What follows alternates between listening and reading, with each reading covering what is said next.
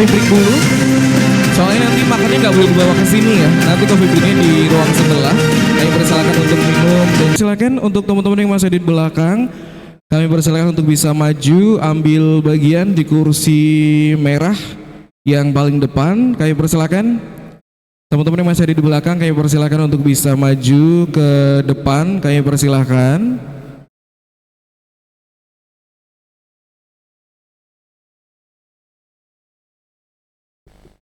Baik, sesaat lagi rangkaian acara akan segera dimulai. Tentunya kita akan bersama-sama menyaksikan seminar kick-off pada pagi hari ini dalam rangkaian acara National Student Conference on Sustainability.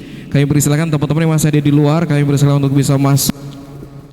Dan juga tentunya pada pagi hari ini seminar kick-off kita di rangkaian acara kita pada pagi hari ini akan dipandu langsung oleh moderator kita yang sangat luar biasa. Beliau adalah aktivis lingkungan di rumahnya, ibu rumah tangga yang saat ini sedang sibuk juga untuk memilah-milah sampah, teman-teman. Ibu rumah tangga yang juga ternyata ibu RW di sana, yang ternyata juga lingkungannya itu menjadi bersih, lingkungan menjadi asri karena ada beberapa kegiatan-kegiatan yang ia cetuskan bersama ibu-ibu yang ada di lingkungannya. Beliau adalah staf dari Universitas Wahid Hasyim dan juga tentunya banyak sekali hal-hal menarik dari beliau yang nantinya mungkin beliau sendiri akan informasikan kepada teman-teman semuanya. Untuk itu kita langsung saja berikan tepuk tangan yang meriah. Please welcome Ibu Anis Istirohah Purnaning Tias SIP MPD. Oke, baik. Izin Bapak Ibu. Ya. Baik, Assalamualaikum warahmatullahi wabarakatuh. Saya masih belum melihat semangatnya ya. Assalamualaikum warahmatullahi wabarakatuh. Baik, apa kabar hari ini teman-teman? Sehat? Oke, kalau saya tanya kabar coba dijawab dengan luar biasa gitu ya. Apa kabar hari ini? Lagi dong, apa kabar hari ini? Baik, tepuk tangan buat kalian semuanya. Bu, saya izin nggih untuk ya, baik, tentunya senang sekali saya Anis Purnaning Tias akan menemani teman-teman semuanya. Hari ini kita akan belajar berdiskusi bersama terkait dengan bagaimana sih caranya kita menjaga lingkungan kita. Tentunya di sini mungkin ada beberapa teman-teman yang sudah mencoba untuk lebih mencintai lingkungan dengan membawa tas ketika berbelanja. Ada? Sudah ya. Apakah kalau pergi-pergi sudah bawa tumbler? Oke. Apakah sudah mencoba untuk hemat listrik dengan menggunakan mungkin lampu-lampu yang hemat energi? Oke, ya. Mungkin itu small thing yang sudah kita laksanakan dan nanti kita akan belajar lebih tentang gimana sih caranya lebih mencintai lingkungan kita. Kemudian actions apa yang mungkin kita bisa lakukan untuk kita bisa lebih berlaku positif ya tentang bumi kita. Baik, tentunya di sini saya tidak sendiri. Saya akan ditemani oleh dua pemateri kita yang sudah sangat expert di bidang green actions ini ya. Saya akan langsung panggilkan dulu. Pertama adalah Ibu Marlis Afida MSc. Selamat pagi Ibu. Mungkin bisa langsung kita ke depan dulu Ibu. Kita beri tepuk tangan dulu dong buat Ibu Marlis. Monggo Ibu. Gimana perjalanannya Bu?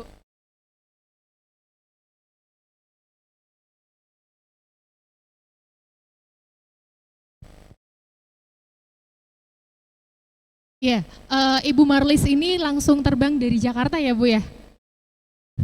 Road trip ya? Dari mana aja nih Bu? Dari kota mana aja?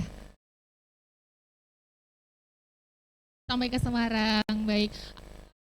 Gimana kesan pertama di Semarang Bu? Apakah merasakan macetnya atau mungkin ternyata di Semarang banyak ijo-ijonya gitu?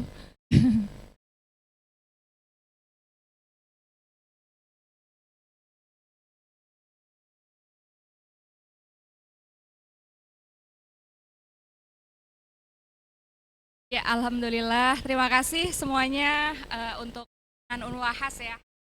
sudah mengajak saya silaturahmi di sini. Terus terang ke Semarang rasanya pulang gitu. Oh gitu. Karena memang dulu aslinya juga Ibu dulu S1 di Semarang. Oh, S1 di Iya. Semarang. Ya, oke.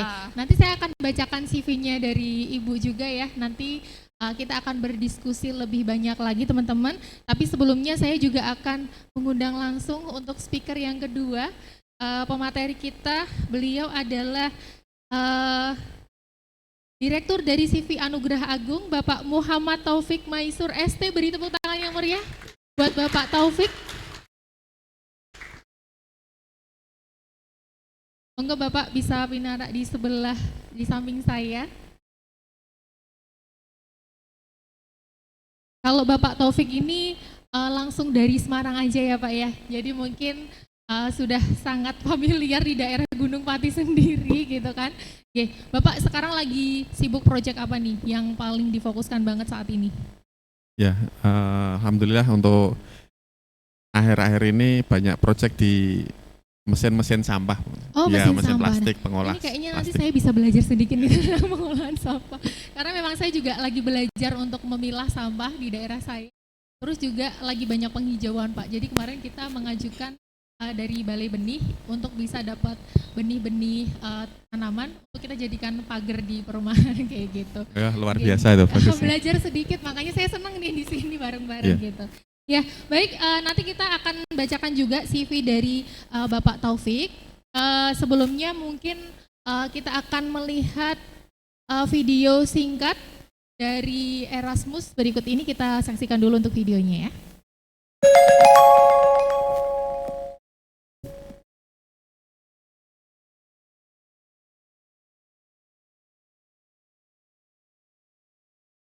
For decades, our planet has faced growing environmental challenges that demand our attention.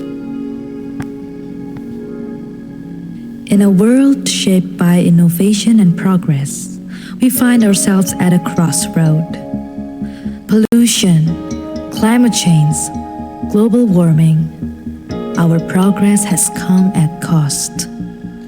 We live in Indonesia, a nation blessed with a vast expanse of land spanning 1937 million square kilometers and surrounded by 5.8 million square kilometers of pristine seas with, of course, its tropical climate.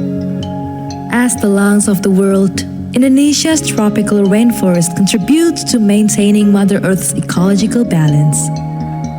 Therefore, the balance of ecosystems in Indonesia needs to be maintained together by respecting our environment and natural resources.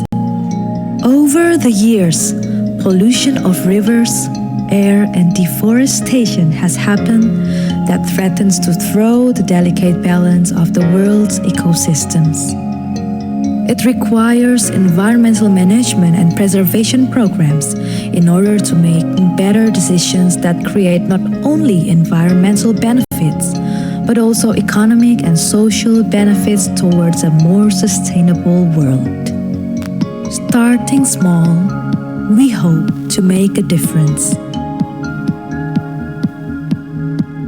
EcoGreen is a capacity building project in higher education that integrates sustainability learning and green entrepreneurship into higher education in Indonesia.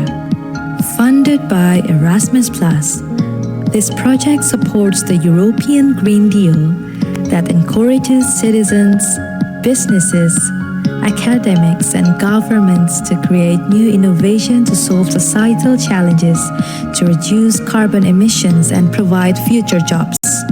This capacity building project intends to provide opportunities for Indonesian universities to develop their capacities dealing with future complex issues.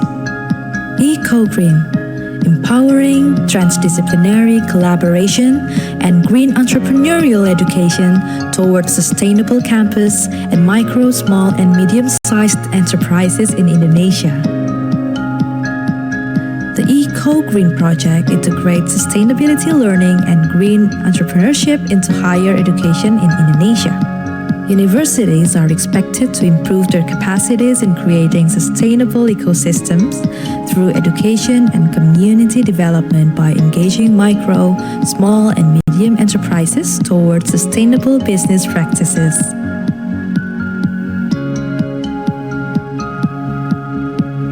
A powerful and transformative force lies within the realm of higher education, where we find the strength to start small and make a difference.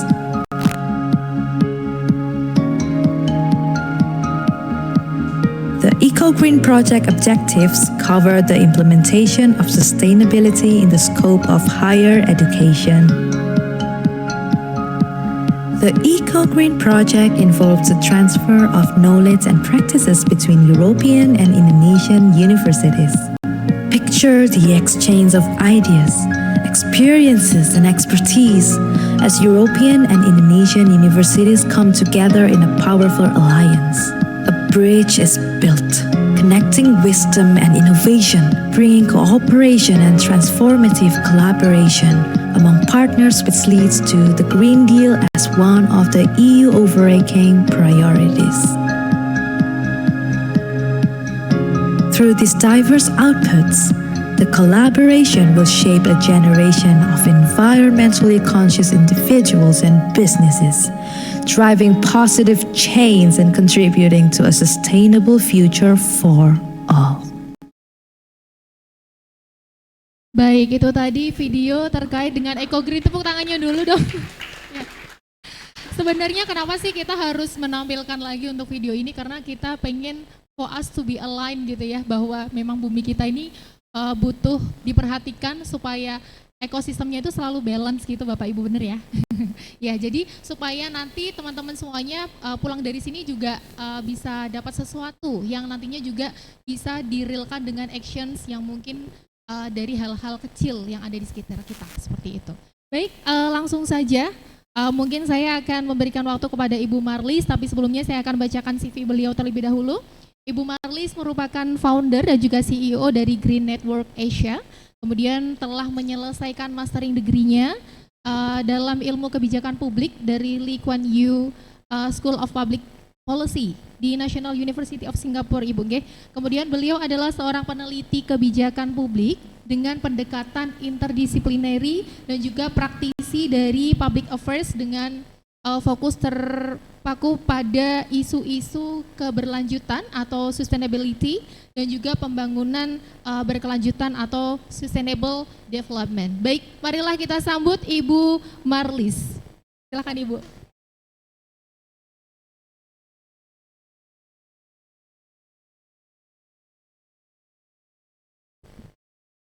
Berdiri boleh? Kelihatan, ya. Oke, terima kasih semuanya. Bismillahirrahmanirrahim. Assalamualaikum warahmatullahi wabarakatuh. Ya, pertama terima kasih sekali kepada Unwahas yang sudah saya silaturahmi di sini. Ya, terutama Pak Adi yang mendampingi awal ya. Kan saya mungkin menyampaikan tadi katanya 30 untuk materi yang sudah diminta oleh Unwahas ya, jadi bagus banget. From Green Minds to Green Action, saya coba ngerenungin ini maksudnya apa gitu. Terus saya terjemahkan sendiri, jadi versi yang mau saya sampaikan ini. Baik, next. Ya, mungkin saya ini niru tradisi dekan saya, tepatnya founding dean, Kishore Mahbub. Sampaikan materinya dalam 3 poin, katanya biar mudah karena gitu ya. Jadi secara umum apa yang kita obrolin akan menyimpulkan 3 hal. Yang pertama, pentingnya memahami kondisi dunia kita ya, dan tantangan yang kita hadapi bersama, bukan hanya sebagai satu orang, satu keluarga, satu komunitas, satu organisasi, tapi seluruh kemanusiaan sesungguhnya gitu ya. Jadi kita harus paham isunya itu apa gitu. Yang kedua, kalau paham isunya apa gitu, kita bisa mendalaminya gitu. Jadi kita bisa mestinya gitu membekali diri dan komunitas kita ya, karena diri sendiri aja nggak cukup gitu. Dengan wawasan di sini saya nyebutnya interdisipliner, Bapak Ibu. Saya tidak terlalu pede untuk bilang transdisipliner, meskipun tadi di video disebut transdisipliner. Dan sejujurnya mentor kami juga pernah menyampaikan yang kami kerjakan sehari-hari itu sebenarnya transdisipliner, tidak terlalu tinggi, kita fokusnya yang interdisipliner aja ya. Gitu. Jadi interdisipliner dan lintas sektor tentang isu-isu berkelanjutan dan pembangunan berkelanjutan. Indonesia dan dunia, ya. Jadi Indonesia aja nggak cukup karena kita satu kapal besar yang namanya planet bumi. Kalau ada bocor di mana, kita pasti terdampak. Gitu. Bapak Ibu dosen pasti udah tahu ya. Saya nanya ke adik-adik mahasiswa, teman-teman, udah tahu bedanya sustainability sama sustainable development belum?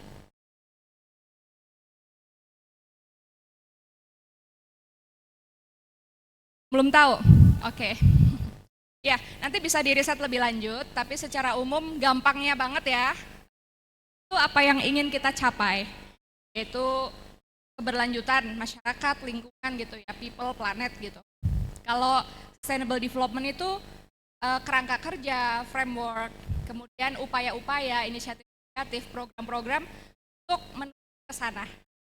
Kurang lebih itu ya perbedaan gampangnya.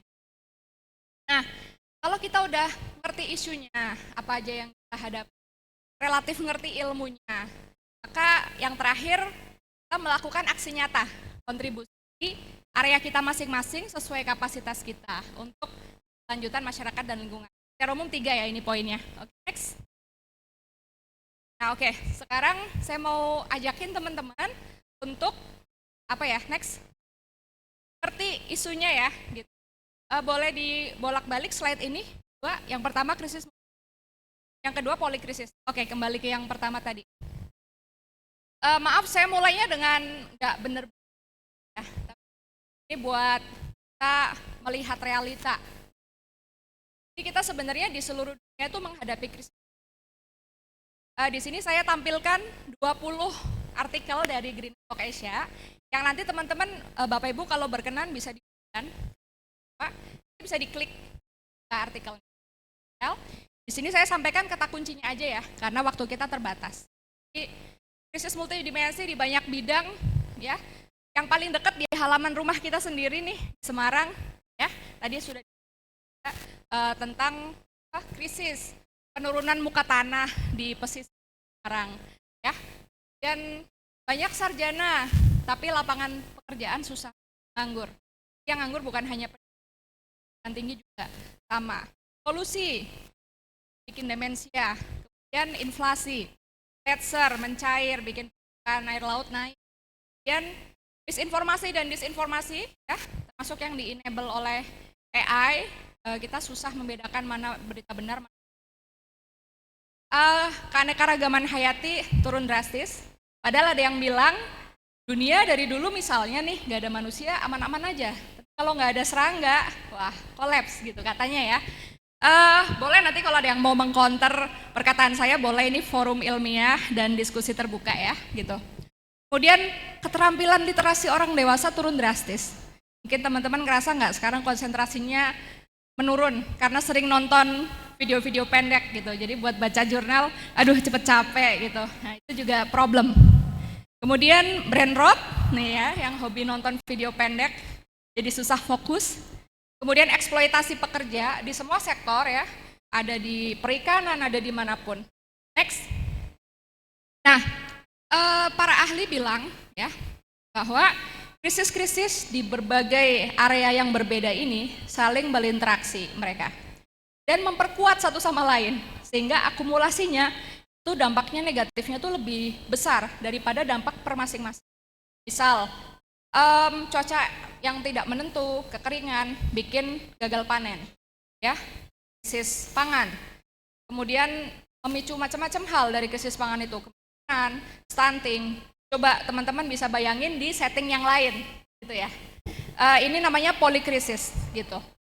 Tentu tidak semua ahli bilang ini polikrisis. Ada juga ahli lain yang mengkonternya, misalnya itu bagi orang yang pesimis katanya polikrisis, bagi yang optimis ini polytunity. Jadi ada banyak kesempatan di tengah krisis yang banyak, yang gede banget ini, kita juga punya banyak kesempatan. But secara umum ini science, ini ilmiah ya, teman-teman bisa cek gitu. Next. Tadi yang saya sampaikan 20 artikel itu ya, itu yang udah terjadi teman-teman. Sekarang teman-teman duduk di ruangan yang sangat nyaman ini, mungkin banyak dari kita tidak secara langsung terdampak. Itu hanya berarti satu hal menurut saya ya, bahwa teman-teman punya privilege. Apa itu privilege? Tahu semua? Yang nggak tahu, tunjuk jari. Tahu semua ya? Ya. Kalau teman-teman tidak terdampak berarti punya privilege. Hanya karena kita tidak mengalami bukan berarti itu nggak ada. Masyarakat-masyarakat yang paling rentan, orang miskin, anak-anak, nelayan, petani kecil, mereka semua terdampak secara langsung oleh iklim dan semua krisis-krisis ini. Kalau kita paling ya kerasa panas dikit kalau di luar, bener nggak? Hujan, cuaca nggak nentu, ya kurang lebih disitulah kita terdampak ya. Jadi teman-teman punya privilege. Nah, kalau yang saya sampaikan di sini, ini laporan terbaru dari World Economic Forum yang baru keluar minggu lalu. Jadi mereka mengeluarkan Global Risk Report ini setiap tahun. Ini buat gambaran teman-teman aja. Di Global Risk Report ini ditanyakan kepada kurang lebih 1.000 ahli ya di seluruh dunia di berbagai bidang. Ada yang di organisasi internasional, pemerintah, bisnis, masyarakat sipil, ya. Tentang pertanyaan-pertanyaan untuk 2026 ya, pertanyaannya itu. Satu resiko yang menurut Anda menimbulkan krisis material tahun 2026. Jadi teman-teman tahu nih isu gede di 2026. Tapi apa resiko global itu? Jadi ini belum tentu terjadi, tapi kalau terjadi bisa menimbulkan dampak negatif yang gede banget, ya. Gitu. Ya teman-teman bisa baca ya Geoeconomic Confrontation. Teman-teman mungkin lihat khususnya yang di HI ya. Sekarang ada tanda kutip preman dunia yang mau mengubah tata dunia yang tadinya berbasis aturan, sekarang udah nggak kenal aturan deh, suka-suka saya gitu. Dan sekarang negara-negara lagi pada mode bertahan gimana saya bisa jagain gitu.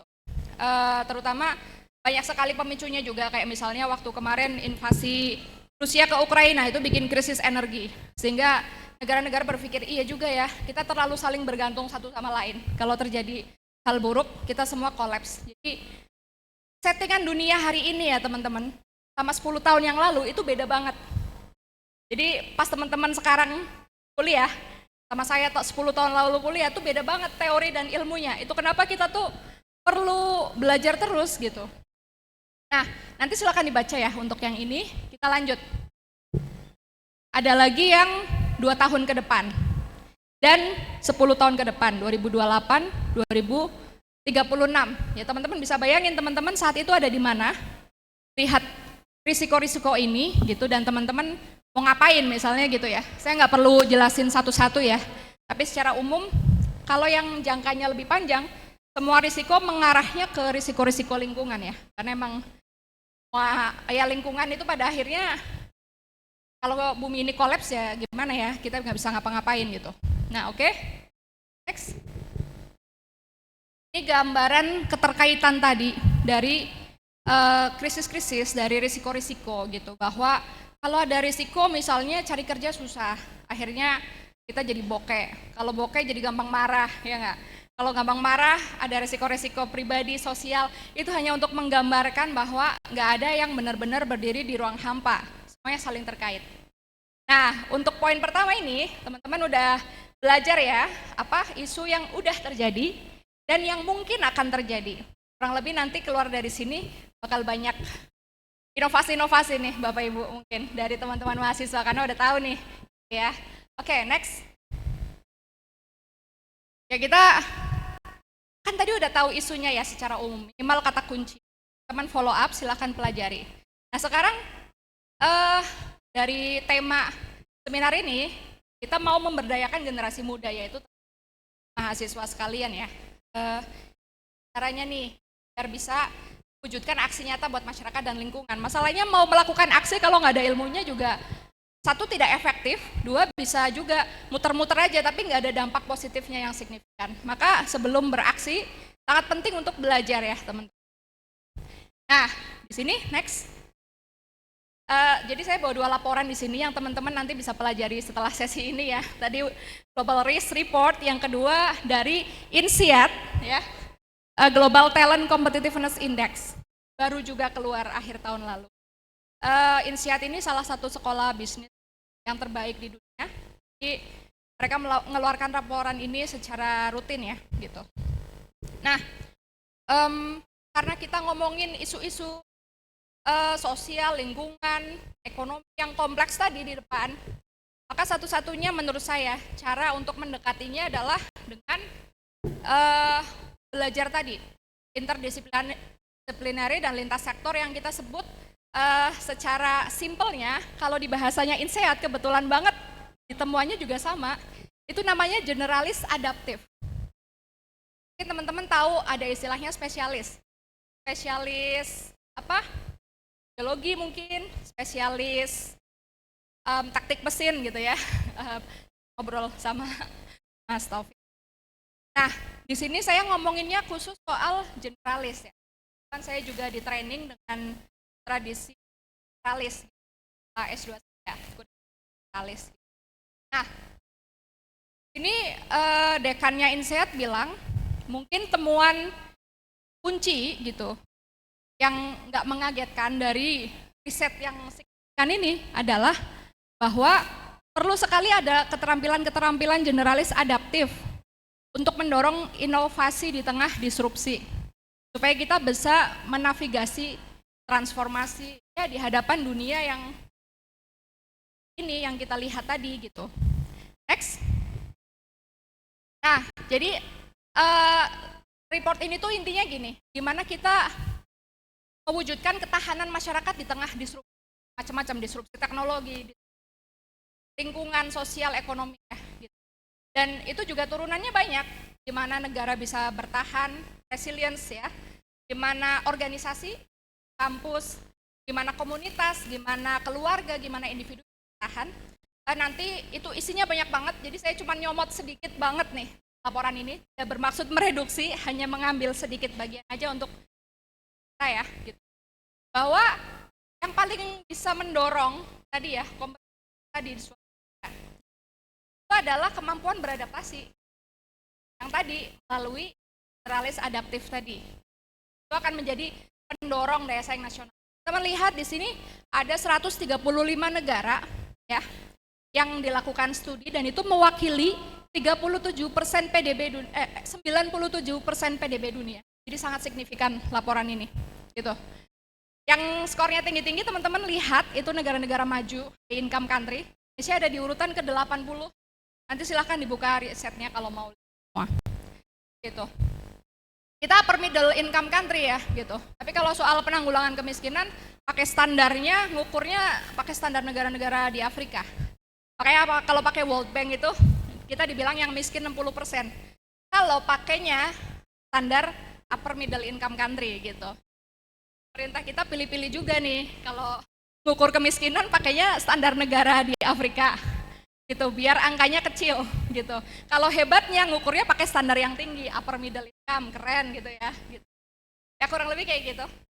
Nah, ini secara umum menjelaskan gimana negara-negara itu bisa mengembangkan talent, teman itu talent ya, talenta, menarik dan mempertahankan. Di negara yang bagus, kebetulan banget sih saya bukannya lagi mau promosi Singapura ya, sebagai alumni Singapura, cuman kebetulan banget tahun ini dia ranking 1 gitu. Jadi, dan itu tentu nurture-nya di perguruan tinggi. Jadi ini juga bisa jadi motivasi kita bersama untuk bagaimana mengembangkan talent-talent kita mulai dari kampus. Okay, next. Ya, sedikit sumbangan, karena saya merasa bersyukur bisa sekolah di Lee Kuan Yew School dengan beasiswa penuh, teman-teman waktu itu. Kalau bayar sendiri nggak sanggup, terus terang, mahal banget. Dengan beasiswa penuh ya. Ternyata di situ dilatih banyak keahlian generalis. Mungkin kalau teman-teman penasaran apa sih manfaatnya belajar generalis? Paling simpel gini, kerjanya bisa lompat-lompat. Dari banyak bidang, kesempatannya banyak. Itu menarik. Tetapi gini, banyak miskonsepsi. Orang kira generalis tuh nggak ngerti hal-hal yang spesifik dan detail. Menurut saya itu salah dan sudah dibantah juga sama banyak orang yang ahli. Generalis tuh ya tetap punya keahlian spesifik yang menjadi anchor gitu dari keahlian utama dia. Misalnya kalau saya di kebijakan publik. Nah, tapi yang disebut dengan generalis ini, dia punya keterampilan multidimensi. Misalnya, satu disebutkan di laporan INSEAD ya, itu fleksibilitas kognitif. kita bisa ngerti lingkungan, kemudian lompat ke sosial, kemudian lompat ke ekonomi. Butuh fleksibilitas kognitif. Nah itu yang kalau teman-teman nantinya mau kerja di konsultan, pasti punya kemampuan itu. Karena hari ini ngebantuin isu A, nanti besok isu B, dengan kemampuan yang harus relatif mendalam ya. Nah itu skill yang penting. Kedua, kemudian literasi digital. Kemudian output-output yang harus bisa diukur, potensi dampaknya. Jadi hal-hal seperti itu. Nah di GNA terus terang saya ngerasa rezeki banget ya dapat beasiswa di Kuan Yu School. Jadi saya tuh dulu merenung mau bikin sesuatu deh yang kayaknya bisa di extend gitu manfaatnya ke masyarakat. Jadilah ini dengan sendirinya emang jadinya platform generalis gitu. Yang dibahas semua isu di 17 goals di SDGs itu. Dari penanggulangan kemiskinan, kemudian krisis iklim, kemudian pekerjaan hijau, semua itu yang saling terkait. Karena memang nggak bisa pakai pendekatan yang terkotak-kotak. Masalah yang dihadapi pelik, kan? Dan butuh pendekatan yang terintegrasi. Itulah kenapa butuh wawasan interdisipliner. Nah, kami bawain teman-teman bisa baca sehari-hari gitu. Dengan sendirinya nanti teman-teman punya wawasan, sepertilah update di bidang lingkungan, sosial, tata kelola, ekonomi, teknologi.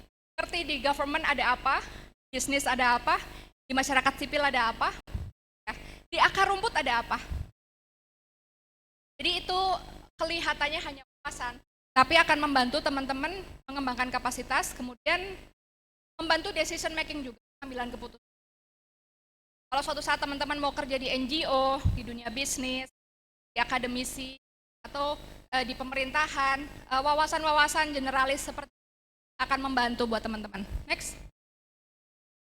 Nah, tadi kalau udah belajar rutin ya, belajarnya harus rutin teman-teman, disclaimer, karena kalau kita tuh nggak update pengetahuan kita beberapa minggu, misalnya beberapa bulan, itu juga ketinggalan gitu. Jadi salah satu ciri profesional, kata mentor saya, itu adalah orang yang terus belajar. Kan teman-teman mahasiswa kan sekarang, bakal kerja, bakal jadi profesional, bakal jadi pengusaha. Tapi semua itu intinya harus terus belajar, nggak cukup sekarang doang di kampus, nggak cukup di kelas doang gitu. Ya, bahkan dari sekarang di kampus saya kasih lihat beberapa contoh inspirasi aksi nyata untuk masyarakat dan lingkungan yang kami dokumentasikan kolaborasi dengan masyarakat yang mengirim tanya ke kami. Oke, saya bawa 5 case study, ada banyak lain, nanti teman-teman lihat ya. Next. Nah, saya mulai dari yang paling dekat dulu di halaman rumah kita ya di Semarang. Ini kiriman dari seorang mahasiswa nih, dikirim ke GNA. Dia cerita, teman-teman bisa, oke, siapa yang tahu di sini ada yang namanya isu-isu pesisir tadi, yang kena rob gitu. Siapa yang tahu? Yang tahu? Tahu nggak teman-teman kalau Semarang itu akhirnya terancam tenggelam? Yang nggak tahu siapa? Oke, tahu nggak di Semarang ini ada namanya Waduk Rawapening?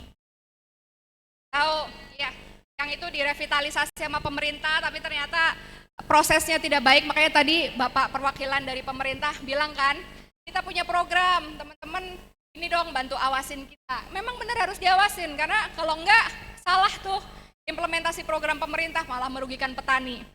Tanahnya petani di dekat waduk patok gitu. Nah, tuh. Jadi ini ada inisiatif warga gitu ya di pesisir Semarang, in mangrove. Teman-teman tahu kalau Indonesia tuh punya hutan mangrove terbesar di dunia, 20-25%. Dan mangrove itu luar biasa karena dia ekosistem antara laut dan darat. Jadi keanekaragaman hayatnya luar biasa, manfaatnya luar biasa. Bayangin kalau teman-teman mau bikin aksi nyata nih ya, itu salah satu yang bisa teman-teman lakukan. Makanya tadi saya bilang, belajar di kelas, great, hadirlah dengan penuh tanggung jawab. Tapi di kelas doang nggak cukup. Coba ikut kegiatan ekstrakurikuler, entah dengan organisasi-organisasi formal, eksternal, atau di komunitas-komunitas banyak banget. Yang berbasis minat kayak sekarang nih ya, ada yang minat apa? Intinya, kenali isunya. Tadi saya berangkat dengan isu-isu global yang nyaris ada di setiap tempat. Tapi kalau teman-teman mau melakukan aksi nyata di lapangan, cari isu yang paling mendesak yang dihadapi oleh teman-teman dan komunitas. terserah, misalnya mau dari level desa, aku mau berkarya di level desa nih, atau di kecamatan, kabupaten, provinsi, atau bahkan negara atau internasional. Bikin aja, cari teman-teman yang seminat gitu ya, sehati gitu, konsolidasi bareng sama masyarakat. Itu luar biasa gitu. Nah, ini juga bisa ya salah satu. Yang kedua,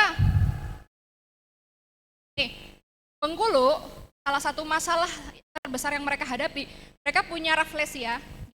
Seharusnya ini Sofyan bilang yang kami wawancarain, dia juga yang nemenin peneliti dari Oxford, Bu. Kemarin yang gegeran karena peneliti lokalnya nggak dikasih kredit. Kami udah lama wawancara dia. Mereka tuh gerak dalam diam, teman-teman, gitu. Dan dia bilang seharusnya Indonesia tuh jadi pusat penelitian raflesia. Gitu. Nah, tapi masalahnya mereka juga terancam punah. Itu kan berarti masalah yang ada di lokalitas di sana. Orang-orang muda, teman-teman, bikin gerakan, ayo kita selamatkan raflesia, lestari. Oke, next. Nah, kalau ini di Majene ya, Sulawesi Barat. Penyu juga sama, penyu itu hewan purba gitu. Jumlahnya nggak banyak.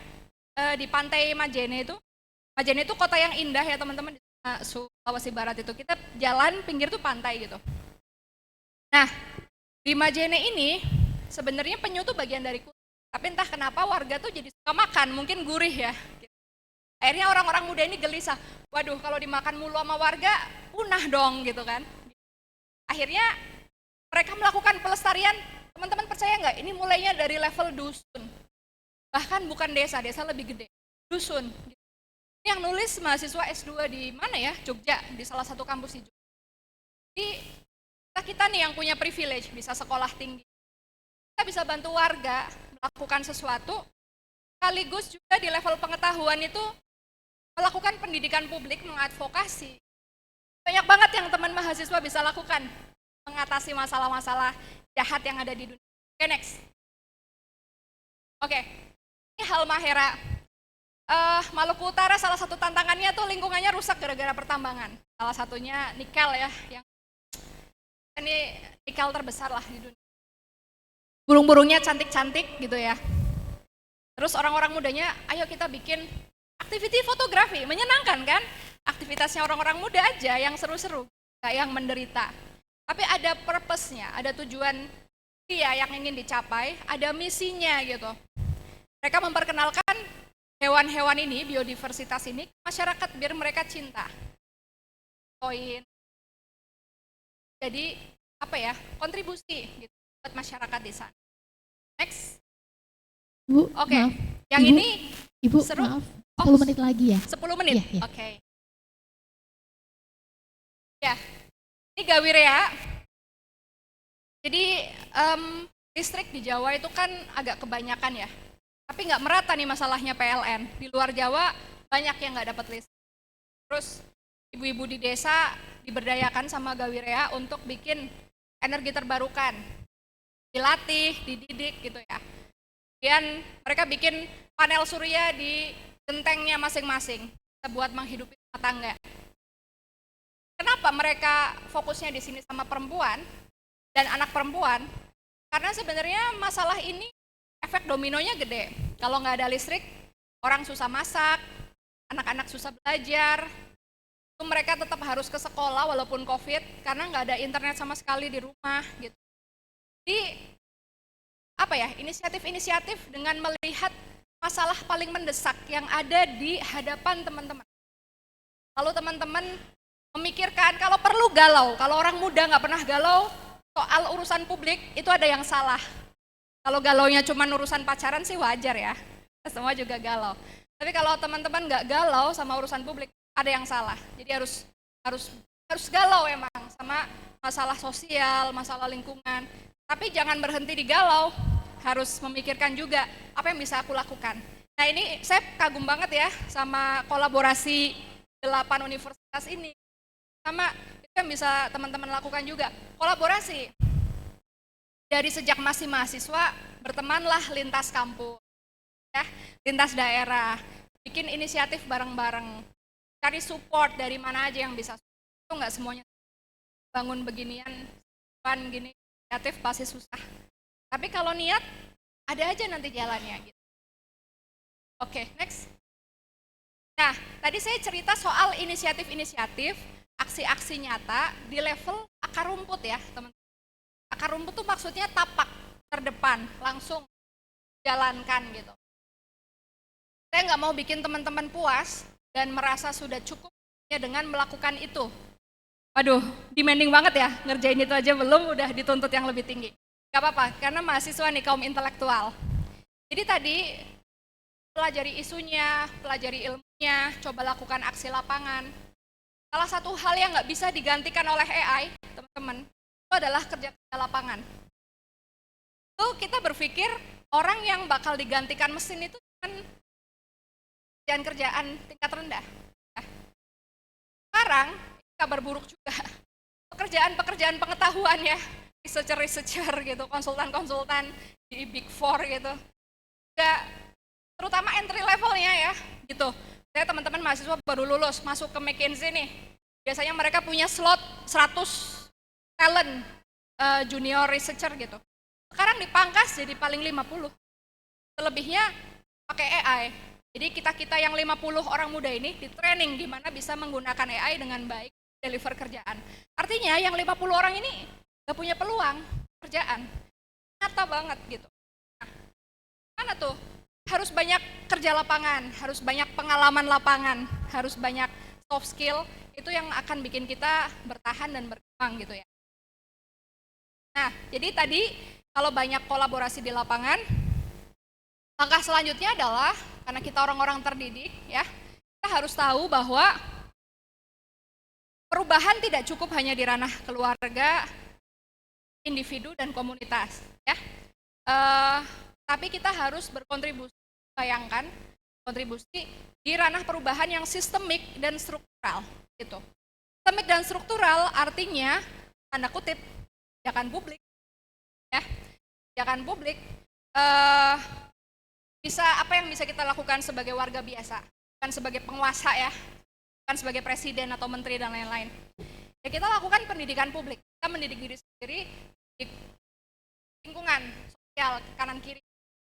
Juga advokasi. Saya tadi teman-teman bantuin pesisir utara Semarang. Gak cukup kerja lapangan turun nanam mangrove. Kalau bisa teman-teman dokumentasikan, catat, advokasikan gitu. Advokasi bisa dua ya, paling nggak cara sederhana. Menghantam atau ngasih advisory, ngasih bimbingan. Misalnya, pemerintah Semarang harusnya kayak gitu. Jadi dalam kebijakan publik, sistem kehidupan bernegara ya, kita itu kan ada yang memegang mandat urusan publik. Siapa yang memegang mandat urusan? Dia adalah pemerintah. Maka biar teman-teman nggak nge-gaslighting diri sendiri, merasa bahwa aku belum berkontribusi, aku ngerusak, aku bernapas saja bikin karbon, kan ada yang galau. Bunuh diri aja lah, soalnya gue hidup nggak ada gunanya. Jangan ya, jangan guilt trip gitu. Kenapa? Karena sebenarnya yang menentukan paling kuat pembangunan itu berhasil atau enggak itu pemerintah. Ya, kita semua adalah kontributor teman-teman. Itu. Jadi pembangunan yang baik ditentukan oleh pemerintah dan institusi-institusinya yang baik. Yang buruk juga sama. Secara umum garis besarnya, biar kita nggak nge-gaslighting diri sendiri. Oke, next. Kenapa saya tampilin buku itu? Soalnya itu buku yang saya sering rujukan publik sama profesor saya di S, walaupun belajar langsung. Nah yang ini buku relatif jadul.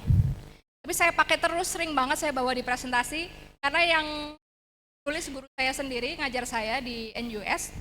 Waktu ngajar saya umurnya 80 lebih, Bapak Ibu dan teman-teman, jadi profesor sepuh, menyenangkan banget diajak diskusi Hayas. Beliau menginspirasi bahwa tadi kan di depan yang nentuin kebijakan publik yang paling kuat pemerintah kan. Sekarang kita lihat bahwa tata dunia tuh nggak segitu. Nggak cuma pemerintah doang yang bisa kontribusi. Yang kita semua bisa kontribusi buat berlanjutan masyarakat dan lingkungan. Dulu tata dunia yang lama banget, tuh tata dunia ini dibentuk oleh koalisi negara-negara. kita tuh kayak nothing gitu.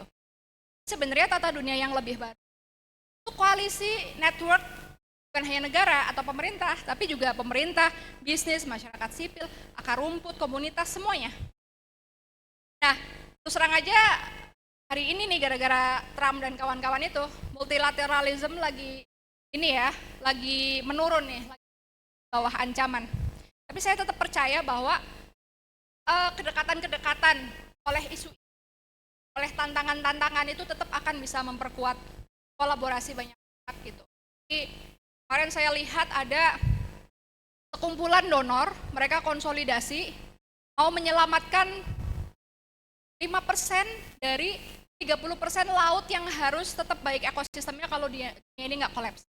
Dia ada riset yang mengatakan supaya dunia ini nggak kolaps tuh minimal 30% laut kita tuh harus selamat. Maka ada konsolidasi gede banget nih, lembaga-lembaga, donor, NGO gitu. Yaudah kita mau kontribusi 2030 minimal 5% yang kita take care, yang kita rawat gitu. Jadi akan selalu banyak kontribusi. Nah teman-teman mungkin setelah ini bisa merenung ya, aku mau berkontribusi seperti apa. Ada banyak caranya, teman-teman bisa berproses sesuai dengan kapasitasnya. Lewat komunitas-komunitas informal dulu deh ya. Nanti suatu saat ilmunya lebih banyak, kita lewat lembaga formal. Kalau perlu bikin lembaga sendiri. Ada banyak, nggak boleh putus asa ya generasi muda melihat masa depan. Kurang lebih itu. Next. Udah, terima kasih udah habis belum 30 menit ya Bapak Ibu. Sebagai pemantik diskusi ya, nanti bisa diperkaya oleh Bapak Ibu dan teman-teman semua, kita berdiskusi bareng. Terima kasih. Assalamualaikum warahmatullahi wabarakatuh. Waalaikumsalam warahmatullahi wabarakatuh. Tepuk tangan untuk Ibu Marlis Afrida. Luar biasa sekali ya. Ini saya tadi sedikit membuat kesimpulan.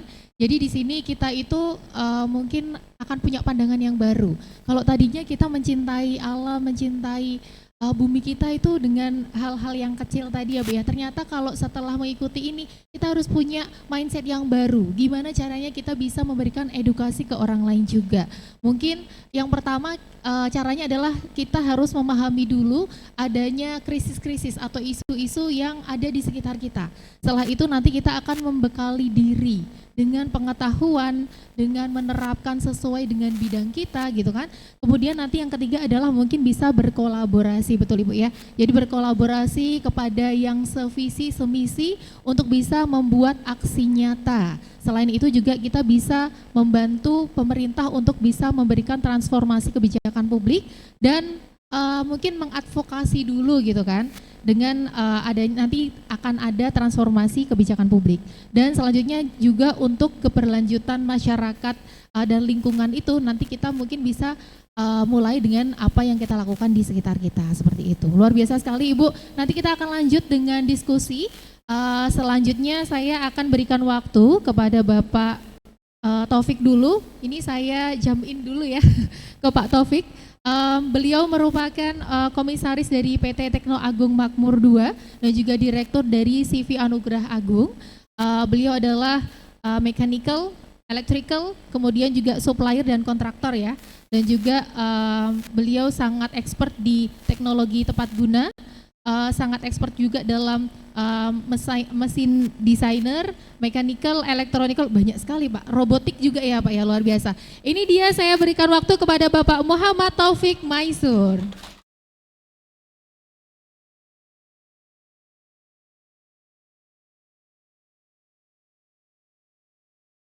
Ya, terima kasih atas waktu yang diberikan. Sebelumnya Assalamualaikum warahmatullahi wabarakatuh.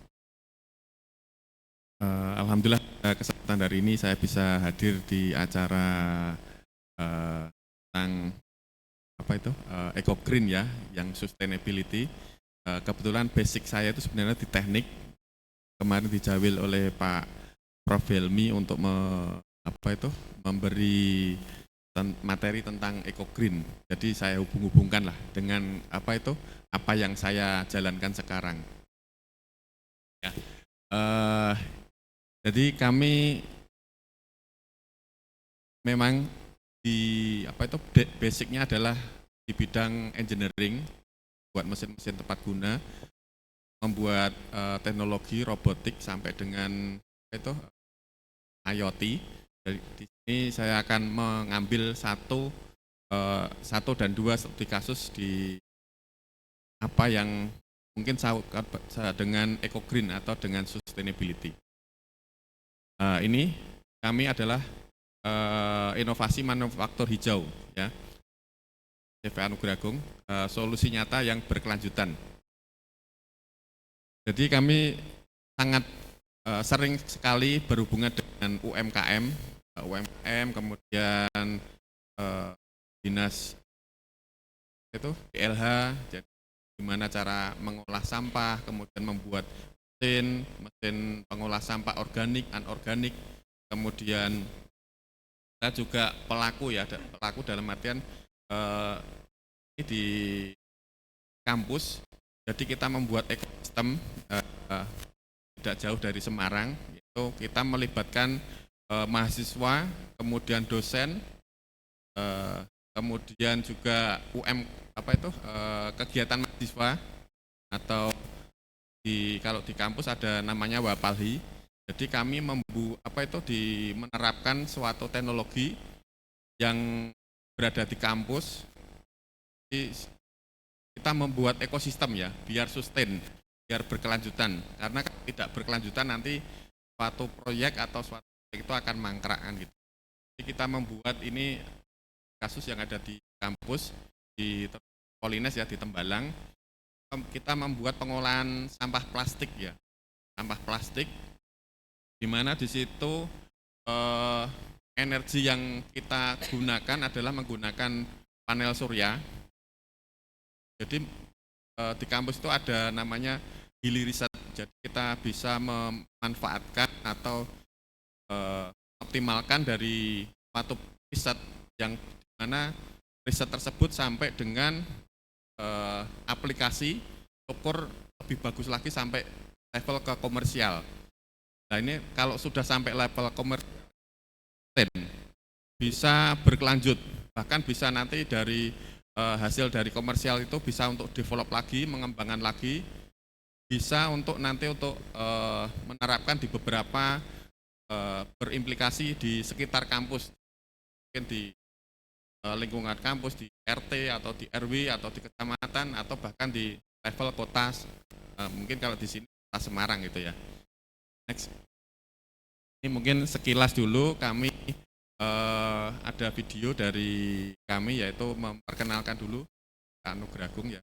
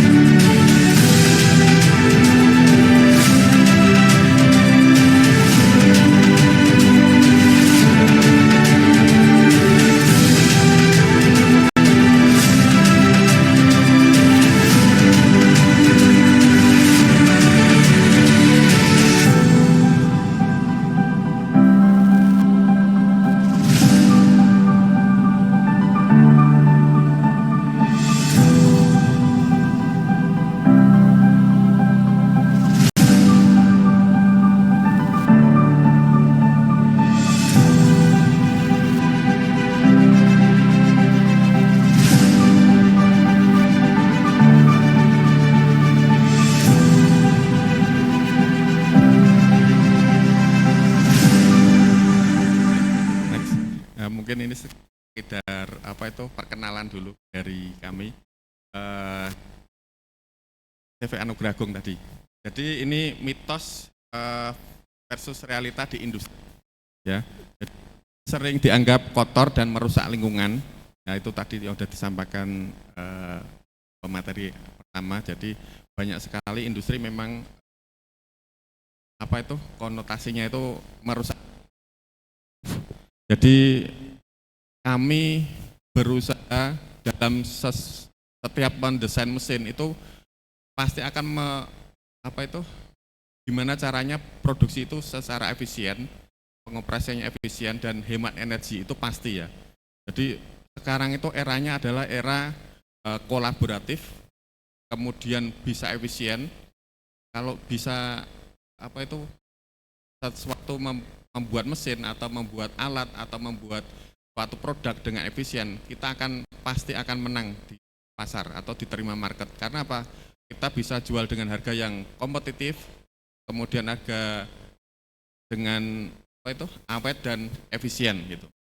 Kemudian faktanya adalah teknologi rekayasa dapat justru menciptakan efisiensi tadi. Jadi setiap proses kalau bisa efisien itu luar biasa. Jadi bisa menghemat, dalam artian kalau itu menghemat 1 menit atau 1 detik itu kalau dihitung itu bisa sampai ratusan juta efisiensinya. Karena apa? 1 menit itu menghasilkan juga produk yang ribuan. Kalau di industri levelnya seperti itu. Jadi kami sering sekali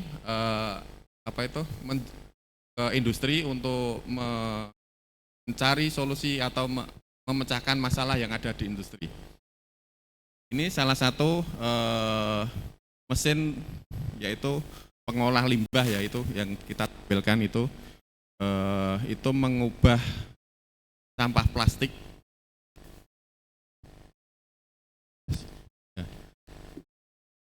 Jadi ini kita desain suatu alat di mana menggunakan teknologi panas yang mengubah plastik menjadi sampah plastik menjadi bahan baku utama meja dan kursi. Ya, ini kita terapkan ada di kampus, kemudian juga ada di kelurahan-kelurahan yang ada di Tembalang, karena kita kerjasama dengan kampus, kemudian pengabdiannya langsung ke masyarakat. Jadi di mana di situ kita memberdayakan mahasiswa untuk proses manufaktur. Kita atau bisa mengajak teman-teman mahasiswa magang, dan juga untuk dosen kita juga mengajak untuk riset bagaimana cara mendesain atau suatu alat itu bisa efisien dan sebagainya. Next.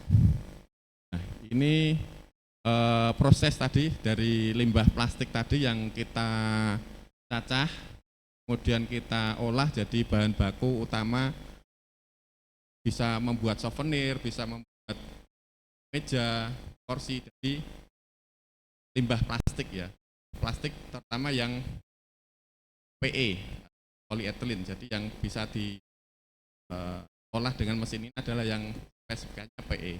PE itu bisa dari tutup botol plastik, botol aqua, sebut merek. Jadi limbah-limbah yang sifatnya plastik yang tidak bisa stable ya. Next. Nah, ini prosesnya olahan dijadikan itu panas, kemudian dipres jadi lembaran. Next. Jadi rata guys ya. Itu manual, jadi hanya manual pakai hidrolis, karena memang kita desain itu biar tidak pakai motor atau pakai biar bisa dioperasikan oleh banyak orang. Next. Ini tentang tantangan green di level UMKM ya tadi.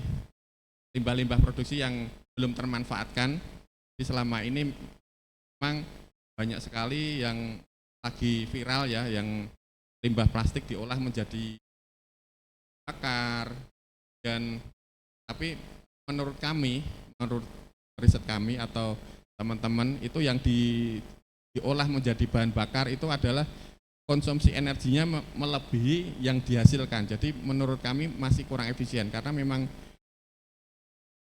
dipaksakan limbah plastik itu dikasih energi sampai panas, sampai menjadi gas dan cair. Jadi energinya yang dibakar tadi melebihi, atau hanya kita defisit energi untuk mengolah sampai dengan, makanya kita berinovasi supaya bisa jadi produk turunan yang lebih pengolahannya lebih praktis gitu. Ini mesin lama yang tadi boros listrik dan bahan bakar, kemudian rendah dan meningkatkan jejak karbon tentunya. Nah, setiap tadi yang limbah plastik dijadikan bakar, nah itu ternyata malah merugikan. Tapi nanti bisa kita bahas ya lebih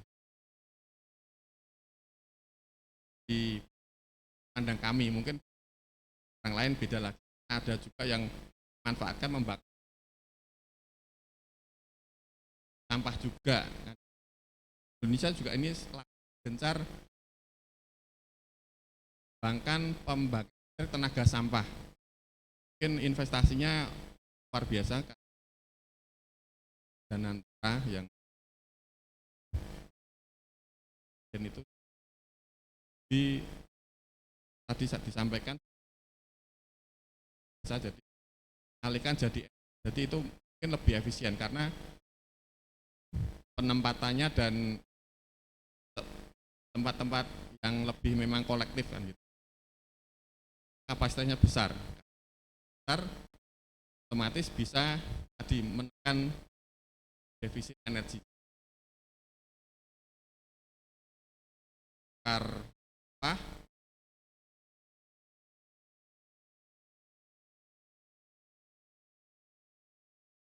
Ke PLN ya. Next. Pendekatan kami untuk UMKM atau dengan mitra-mitra kami, yaitu kami engineering for sustainability, jadi suatu ilmu engineering yang memang kita merangkul dan tadi kita kerjasama dengan beberapa pihak, bahkan kita membuat ekosistem yang ada di Semarang, yaitu di Sentra Logam kita mengumpulkan beberapa keahlian. Jadi ada di mana di situ ada memang perusahaan khusus untuk membuat roda gigi, dan satu lagi perusahaan sheet metal, lagi yang membuat gearbox. Kita jadikan satu, jadi kita dengan semacam itu kita bisa membuat suatu rekayasa teknologi yang efisien. Karena mereka tadi sangat spesialis, teman-teman, jadi kita bisa pastikan yang kita tadi rancang tadi mesin-mesin kita bisa durability-nya sangat bagus. Awet, umur panjang mesinnya, dan energi. Dan ini kita lagi dari limbah-limbah tadi kita jadikan produk yang bernilai, tadi bisa jadi meja dan kursi atau souvenir atau lain sebagainya. Nah, ini dari kasus yang ada di ini kita lihatkan itu yang ambil itu adalah anak-anak mahasiswa yang dia peduli di lingkungan, yaitu di Wapalhi, pecinta lingkungan hidup. Jadi kita berkolaborasi, kita kasih intensif juga. Jadi mereka ngumpulkan karena kita kasih tiap-tiap warung, tiap-tiap kantin itu kita kasih tempat basket ya untuk menaruh limbah plastik, dijadikan satu. Kemudian kita tiap minggu, karena kapasitasnya mungkin masih kecil, jadi tiap minggu baru diambil, tiap hari kita ambil, kita collecting, kemudian kan ke tempat tadi recycle. Jadi recycle yang kita bangun tadi diolah menjadikan bahan baku utama lembaran, jadi kursi dan lain sebagainya.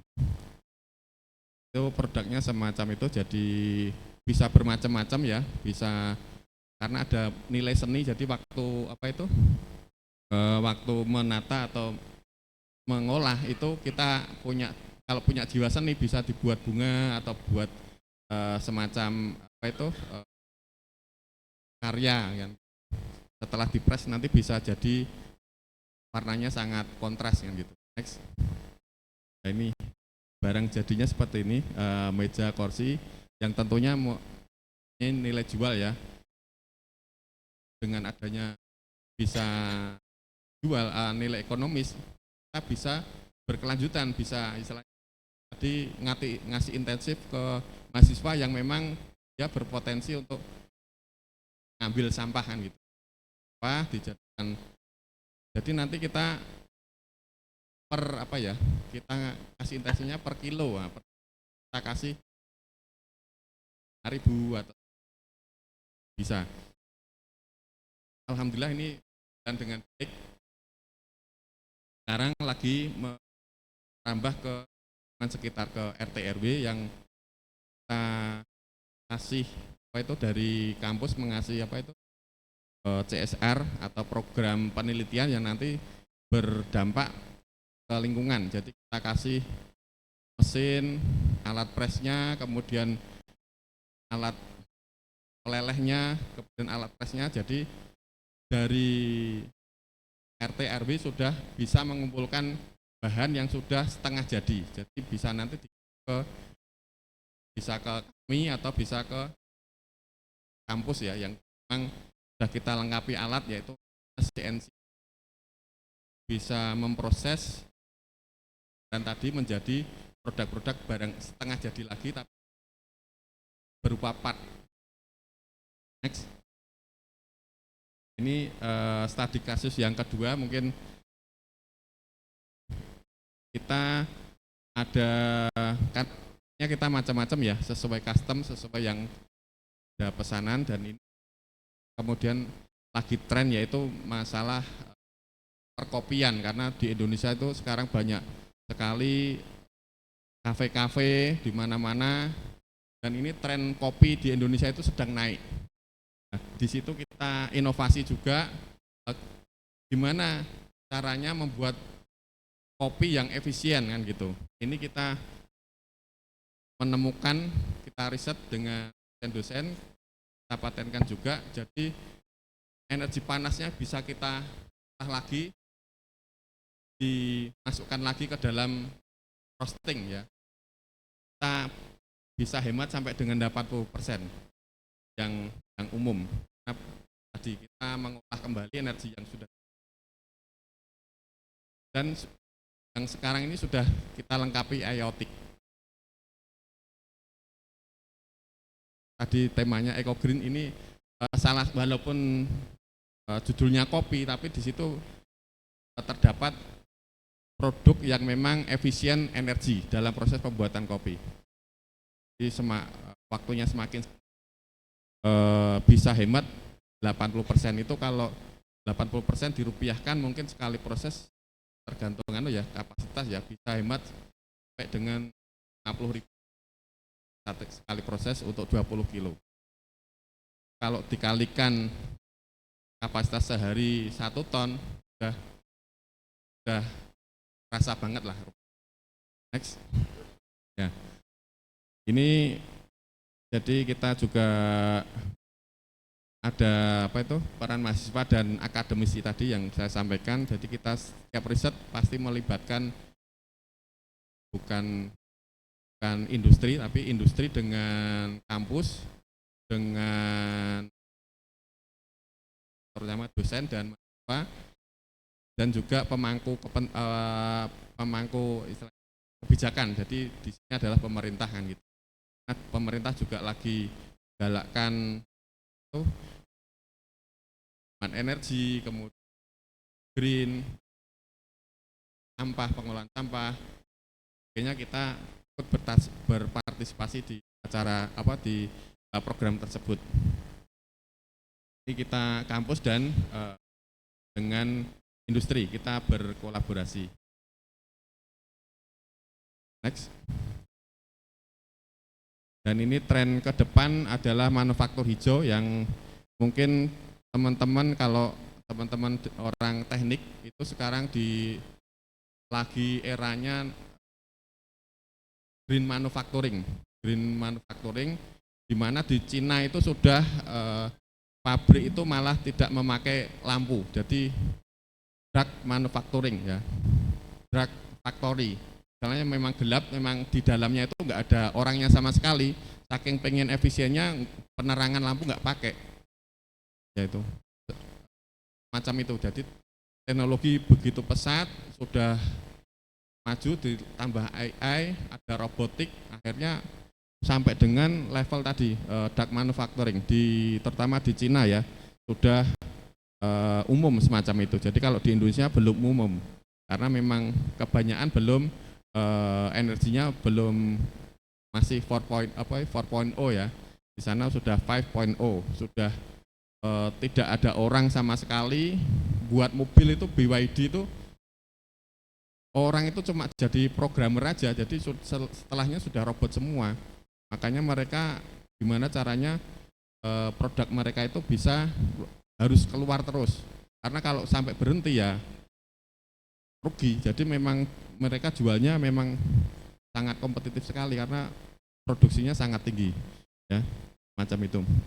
Jadi di sini mungkin pada kesempatan ini kita membuat riset bareng-bareng, berkolaborasi dengan dosen dan mahasiswa, dengan industri. Jadi ada peluang riset ya. Kami juga bisa magang dan mungkin bisa semacam ilmu terapan lah, di terapan gitu. Next, ya, ini kesimpulannya dari EcoGreen bukan slogan tapi kebutuhan ya. Dan mulai dari teknologi yang tepat guna, mulai dari UMKM dari sekarang. Mungkin itu aja dari saya. Terima kasih. Assalamualaikum warahmatullahi wabarakatuh. Waalaikumsalam warahmatullahi wabarakatuh. Luar biasa Bapak Taufik Maisur. Beliau sangat inovatif ya untuk bisa menciptakan teknologi yang lebih tepat guna sehingga lebih efisien gitu kan. Jangan sampai nanti kita hanya wasting energy aja gitu ya Pak ya. Dan kemudian juga ternyata sudah mulai merambah ke UMKM, jadi ternyata profitnya banyak sekali untuk UMKM, apalagi sudah merambah ke RT RW juga gitu kan. Jadi mungkin melibatkan banyak orang dan semuanya bisa bermanfaat, kembali lagi ke EcoGreen seperti itu. Luar biasa. Baik, kita punya sesi tanya jawab sekarang. Silakan kalau misalnya ada yang mau bertanya untuk 6 penanya ya. Nanti mungkin 3 orang penanya untuk Pak Taufik dan juga 3 penanya untuk Ibu Marli. Silakan bisa angkat tangan dan Mas bisa dibantu untuk beri ini ya mikrofon nih. Oh iya, oke. Silakan, ada yang mau bertanya? Oke, banyak sekali ya. Ya. Mungkin 2 pertanyaan dijawab, 2 pertanyaan menjawab kayak gitu ya, biar lebih efisien untuk waktunya.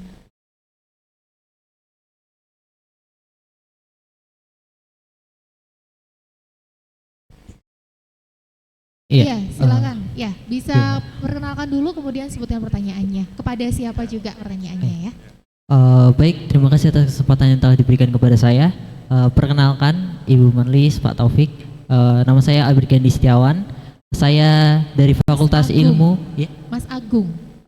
Gandhi, Albert Gandhi Setiawan. Oh, Albert, Ya. sorry. Ya. Saya dari Fakultas Ilmu dan Teknologi Lingkungan, Prodi Rekayasa Infrastruktur dan Lingkungan, Sugio Pranoto Catholic University. Okay. Sebelumnya saya ingin mengajukan dulu, apakah saya boleh bertanya kepada keduanya atau salah satu saja ya? Boleh, silakan. Nanti dijawab oleh keduanya juga dari sudut pandang masing-masing gitu ya. Silakan. Terima kasih gitu. Saya pertama-tama ingin bertanya kepada Ibu Marlis gitu ya. Tadi menarik kali bahwa ada banyak yang diceritakan gitu. Saya ingin menyoroti bahwa ada ini ya, bahwa multi network itu sedang melemah saat ini gitu.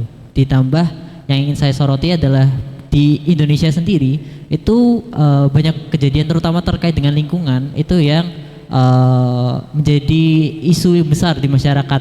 Mungkin yang dekat-dekat ini yaitu terkait dengan bencana yang ada di Sumatera yang dikaitkan gitu dengan misalnya kebijakan-kebijakan pemerintah gitu. Salah satunya yang mungkin agak booming itu tentang sawit gitu.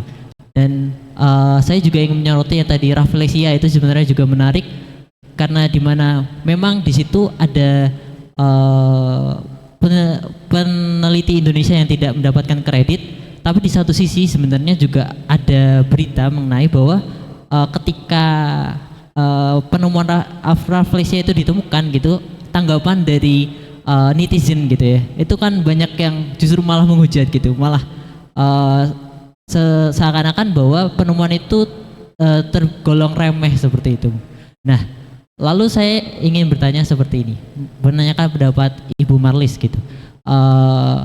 Kita semua punya peran masing-masing, akan tetapi di satu sisi dari segi kesadaran saja, misalnya saya ambil contoh kasus seperti kebijakan pemerintah terkait dengan pembangunan, juga terkait komentar-komentar netizen terkait keilmuan tadi ya tentang lingkungan Rafflesia Arnoldi itu masih kurang. Lalu lebih besar mana sih di zaman sekarang ini? Apakah dari kita gitu, mungkin kaum muda itu untuk saat ini itu masih lebih banyak perannya, kita sudah lebih banyak berperan atau malah masih lebih banyak komentarnya gitu. Jadi kita dari segi peran itu masih kurang. Itu pertanyaan untuk Ibu Marlis gitu. Lalu untuk Pak Taufik, saya izin bertanya Pak Taufik terkait tadi industri, bahwa industri itu salah satu yang masuk dalam tujuan SDGs itu nomor 9, industri, innovation dan juga infrastruktur gitu. Nah, saya ingin bertanya, tadi kan sudah dijelaskan bahwa CV Agung itu memiliki banyak inovasi dan juga mulai bergerak ke UMKM. Lalu saya ingin bertanya, apakah itu juga sudah cukup masif di perusahaan-perusahaan lain? Menurut pengetahuan Pak Taufik gitu aja, apakah itu hanya baru dilakukan di CV Agung saja, atau itu juga sudah sebenarnya menjadi gerakan bersama gitu di kalangan perusahaan industri? Itu saja mungkin pertanyaan dari saya. Terima kasih. Baik, terima kasih Mas Albert. Saya akan coba ini ya, sebutkan tadi pertanyaannya adalah kalau untuk yang Ibu Marlis, menurut Ibu itu lebih besar yang mana? Pasif atau aktifnya ini ya, anak-anak muda sekarang? Apakah sudah aktif dalam Eco Green ini atau malah lebih pasif kalau menurut Ibu seperti itu? Kemudian untuk pertanyaan yang kedua untuk Bapak Agung, apakah sudah cukup masif inovasi-inovasi yang telah dilakukan oleh CV Anugrah Agung tadi ya? Maaf. Ya, silakan mungkin dari Ibu Marlis dulu berikan jawabannya. Ya, Albert, terima kasih pertanyaan kritisnya ya, bagus sekali. Mungkin izin mengomentari apakah misalnya khususnya generasi muda, netizen tuh lebih banyak perannya atau komentarnya gitu, dan seperti apa? Tentu kalau dijawab itu harus riset dulu nih kalau kita pakai tradisi akademik ya. Tetapi jawaban saya secara umum kayak gini. Jadi sebenarnya nggak bisa dihadap-hadapkan ya, apakah peran melalui aksi nyata atau komentar, karena dua-duanya punya manfaat semua ya. Jadi aksi nyata itu untuk menciptakan dampak positif yang nyata yang bisa diukur di tengah masyarakat, itu penting banget. Komentar netizen itu juga penting untuk apa? Yang pertama, memastikan akuntabilitas. Akuntabilitas siapa? Semua pihak yang terlibat, stakeholder ya. Misalnya pemerintah ya. Yang kedua, dunia bisnis gitu ya. Atau secara umum gitu. Jadi komentar itu juga perlu gitu supaya ada akuntabilitas tadi gitu. Selain juga mendorong tanggung jawab, semua pihak bisa bertanggung jawab. Problemnya adalah kualitas komentarnya seperti apa. Nah, itu kan yang banyak menjadi kegelisahan ya, bahwa di masyarakat yang kurang literasi, kualitas netizen komentarnya juga ikut kurang berkualitas atau mungkin misleading gitu ya, tidak sesuai dengan isunya yang sesungguhnya sangat penting tapi malah bergeser. Maka kalau kembali ke risetnya World Economic Forum yang tadi saya angkat, Global Risk, juga di dalam isinya ada salah satu, nanti teman-teman bisa cek. Kalau udah tahu masalahnya banyak kayak gini, apa di antara solusinya yang relatif bisa dilakukan? Dan jawaban mereka adalah pendidikan publik.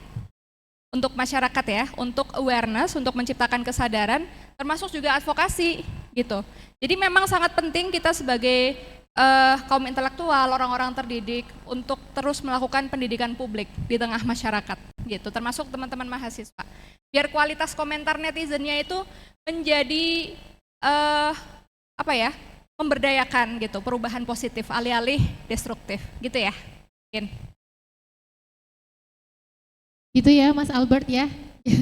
Jadi intinya adalah gimana caranya kita bisa lebih sebenarnya balance antara dua-duanya bisa ya Bu, tapi jangan lupa kalau misalnya berkomentar ya yang lebih positif, yang lebih mendidik dan beralasan gitu, jangan sampai cuman mendengar komentar dari salah satu orang aja. Oke, next itu dari Pak Agung, monggo Bapak. Terima kasih Mas Albert, pertanyaannya bagus dan luar biasa. Jadi untuk produk kami yang untuk pengolahan plastik itu ada yang memang sudah masif, yaitu alat press yang manual, karena itu orang awam pun mengoperasikan sangat mudah, jadi bisa diajari sekali sudah bisa, dan troubleshootingnya nggak terlalu rumit kan gitu. Itu sudah masif. Kemudian ada juga boiler ya, boiler itu adalah kettle uap yang hubungannya sama energi. Kita membuat kettle uap yang efisien karena apa? Pemanasan bisa lebih cepat kan gitu, karena kita menggunakan ruang sebidang yang banyak, yang besar. Jadi itu sudah produknya masif juga, yang banyak sekali pemakai laundry ya, laundry kecil-kecil itu sudah pakai, sehingga bahkan sekarang kita tambahi karena teknologinya sekarang IoT, kita sudah develop lagi untuk yang ditambahi IoT, jadi bisa terkonek sama HP maupun termonitoring semacam itu untuk safety-nya. Mungkin itu. Terima kasih. Ya, gitu Mas Albert ya, cukup menjawab ya. Baik, terima kasih. Silakan untuk pertanyaan yang kedua. Untuk merchandise-nya mungkin bisa langsung diberikan aja ya untuk yang tadi. Mas Albert, mana Mas Albert tadi? Oh, sana ya. Ya, lanjut untuk pertanyaan yang selanjutnya. Warahmatullahi wabarakatuh. Waalaikumsalam. Pada Bu Marlin dan Pak Taufik, perkenalkan nama saya Gisela Julian Dwitandika, saya dari Fakultas Ekonomi dan Bisnis Universitas Trisakti.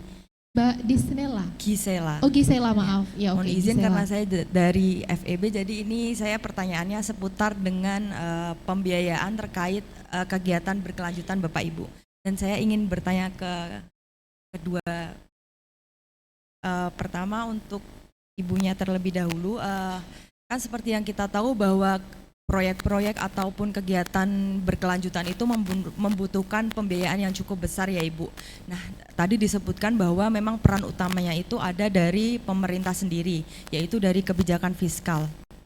Nah, yang ingin saya tanyakan yaitu bagaimana framework dari kebijakan fiskal ini bisa membuka ruang untuk partisipasi dari generasi muda seperti tema seminar kita siang hari ini, supaya generasi muda ini juga tidak hanya menjadi objek kampanye dari keberlanjutan, tidak hanya menumbuhkan awareness dari generasi muda, selain yang tadi Ibu sampaikan bahwa generasi muda ini tidak hanya bisa berpartisipasi untuk turun langsung kepada proses keberlanjutan, tapi bagaimana generasi muda ini punya peran dalam ekosistem pembiayaan hijau. Mungkin itu pertanyaan saya Bu. Kemudian kepada Pak Taufik, izin Pak, mumpung ini langsung bertemu sama pelaku industri seperti itu ya Pak. Yang ingin saya sampaikan tadi Bapak bilang bahwa inovasi yang luar biasa ini tentunya membutuhkan dukungan dari pemerintah. Nah ini saya artikan bahwa salah satunya itu bisa dalam bentuk pembiayaan seperti itu ya Pak. Nah yang ingin saya sampaikan adalah apakah pelaku industri ini sudah aware dengan adanya konsep pembiayaan hijau yang selama 5 tahun terakhir ini digadang-gadang sama pemerintah. Nah selain itu yang ingin saya sampaikan, yang ingin saya tanyakan juga bagaimana pengalaman dari CV Bapak terkait insentif maupun bantuan-bantuan dari pemerintah ataupun dari swasta, misal contoh seperti perbankan yang dirasakan oleh CV Bapak itu. Ini tuh pertanyaan saya. Terima kasih. Wassalamualaikum warahmatullahi wabarakatuh. Waalaikumsalam. Mbak Gisela tadi bertanya tentang apakah ada peluang ya partisipasi generasi muda untuk langsung aktif dalam pembiayaan hijau tadi ya. Oke, kemudian itu untuk Ibu Marlis dan untuk Bapak Taufik, sudahkah dari CV Bapak sudah aware dengan pembiayaan hijau dan bagaimana pengalaman mungkin yang sudah dialami terkait dengan pembiayaan hijau ini gitu. Monggo dari siapa? Mungkin dari saya dulu enggak apa ya? Gisela. Ya Mbak Gisela, itu pertanyaan yang luar biasa. Alhamdulillah untuk sekarang kan lagi banyak sekali pemerintah bahkan ini menambah anggaran mengenai riset ya. Riset itu ditambah berapa triliun untuk tahun ini. Salah satunya kemarin Pak Prof. Helmi juga diundang ketemu dengan rektor seluruh Indonesia itu membahas dana riset yang ditambah ya, kayaknya dipotong malah untuk riset ini ditingkatkan lagi.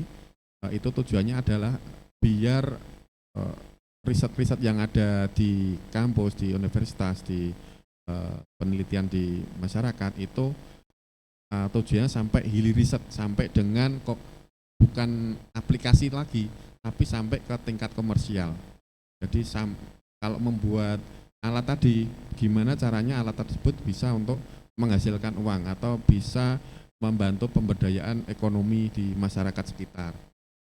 Dan untuk perusahaan-perusahaan memang dari pemerintah itu sudah sering sekali sounding ke industri ya, ke industri bahwa silahkan menggandeng kampus untuk melakukan riset yang dibiayai. Nah ini dalam kutip dibiayai oleh pemerintah. Karena apa? Supaya teknologi yang selama ini kita impor atau selama ini kan kita banyak sekali impor teknologi dari China, dari Amerika, dari Eropa, itu masuk ke Indonesia berupa barang jadi, barang yang memang siap konsumsi, siap diaplikasikan, tapi bukan dimanufaktur di Indonesia. Apalagi ini dari Cina itu banyak sekali semua produk yang di depan yang dipegang itu HP itu banyak sekali teknologinya yang memang impor dari Cina. Jadi ini lagi digalakkan mengenai tadi penelitian riset yang dibiayai. Tujuannya apa? Itu ada hubungannya sama TKDN, yaitu tingkat komponen dalam negeri. Itu sudah diterapkan juga terutama yang pembiayaan atau anggarannya menggunakan APBD itu harus ada. Seandainya kita pengadaan mesin, kan bidang saya mesin ya, itu harus ada TKDN-nya. Nah, TKDN itu tingkat komponen dalam negeri minimal 20%. 20% itu part-part kita impor, kita rakit, kita buat, nah, dapat nilai TKDN 25%. Nanti ditingkatkan lagi, mungkin riset mengenai yang paling mudah adalah casing ya. Casing itu kan paling buat matras atau buat apa itu casing ya itu. Atau tampak luarnya itu Indonesia sudah mampu semacam itu. Naik lagi nanti jadi 25% menjadi 40% atau 30% dari nilai total barang yang tadinya kalau impor gelondongan kita sama sekali mengeluarkan devisa karena kita impor barang jadi nggak ada manfaatnya bagi kita. Bagi kita itu ya tenaga kerja nggak terserap dari riset atau dari ilmu-ilmu yang ada di apa itu riset, nggak ada manfaatnya, ibaratnya nggak ada nilai tambahnya. Ditambah lagi kalau ternyata tadi alat tadi sudah dirakit di Indonesia, kemudian kita buat sebagian kecil chipnya. Kalau chip mungkin kita belum mampu, mungkin dunia cuma 2 negara ada yang membuat chip. Mungkin softwarenya, kalau software kan kita bisa riset juga. Nah itu nilai software itu mungkin bisa nilainya sangat besar, dalam artian bisa melonjak langsung ke persen atau 7% TKDN. Nah, di situ nanti otomatis akan menyerap tenaga kerja dari mungkin orang IT, kemudian orang orang logik, orang software yang dihasilkan dari tadi riset tadi yang akan ditanamkan di suatu produk yang akan dijual ke Indonesia semacam. Jadi sebenarnya industri itu sudah aware, cuma mungkin menurut pendapat saya pribadi itu sosialisasinya ke industri belum maksimal. Yang dapat itu mungkin semacam saya karena dekat dengan kampus, kadang dijawil kan gitu. Kalau industri yang concernnya dan kampus mungkin produksi tidak mau ada kasih dengan kampus, akhirnya kan mereka riset sendiri, kadang juga nggak ada develop karena R&D itu biayanya luar biasa besar kan gitu. Jadi kalau suatu pabrik punya tim R&D itu pasti perusahaan itu sudah dibilang settle lah, sudah bagus ya. Kalau semacam perusahaan kita ya ibaratnya kecil, itu memang R&D akan dibantu oleh teman-teman dosen dan jadi kalau kita inovasi ini beberapa mesin kita inovasi itu kerjasama dengan dosen. Jadi kita punya patennya itu adalah paten antara industri dengan penemu ya. Kita joint riset. Jadi nanti di situ kalau ada royalti ya kita sudah ada kesepakatan mau berapa persen kan. Mungkin itu pertanyaan Mbak Gisela. Iya, terima kasih, mudah-mudahan bisa menjawab ya. Ya, terima kasih Pak Taufik. Itu ya Mbak ya, mungkin nanti akan berlanjut dengan pertanyaan selanjutnya gitu kan. Kalau tadi Pak Taufik kan menyebutkan sedikit bahwa sebenarnya kita itu tertolong juga nih karena kita kolaborasi dengan universitas atau mahasiswa gitu. Nah ini akan dijawab juga oleh pertanyaannya oleh Ibu Marlis, silahkan Ibu. Ya, Gisela terima kasih, pertanyaannya bagus sekali ya. Mungkin nanti nitip salam kalau pulang untuk Prof. Juniarti, beliau yang memimpin. Oh ya, salam takzim nanti untuk Prof. Juni. Ya, bagaimana pembiayaan kegiatan berkelanjutan ya, karena pasti butuh biaya. Lalu gimana kebijakan fiskal bisa membuka peluang untuk generasi muda. Kita bisa lihat dari perspektif dua pihak dulu nih. Yang pertama perspektif pemerintah, yang kedua perspektif orang mudanya, kitanya ya, gitu. Dari perspektif pemerintah, tentu ini bagian dari paradigma pembangunan baru bahwa harus mengintegrasikan lensa GETSI, gender equality, disability, dan social inclusion ya. Artinya melibatkan komunitas-komunitas rentan, dipertimbangkan, dilibatkan gitu ya, diberi pemberdayaan, dan komunitas rentan itu termasuk diantaranya selain perempuan, anak-anak, ya lansia, itu juga orang muda gitu. Mungkin rentan karena masih muda gitu ya, masih merintis, masih membangun gitu.